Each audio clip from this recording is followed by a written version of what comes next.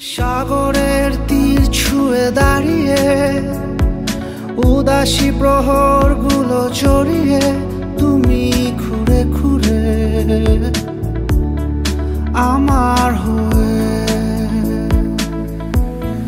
তাই আমি সেথায় হারাই যেথায় তুমি আমায় ভাষা, যেথায় তুমি আমার সাথে মিশে যাবে।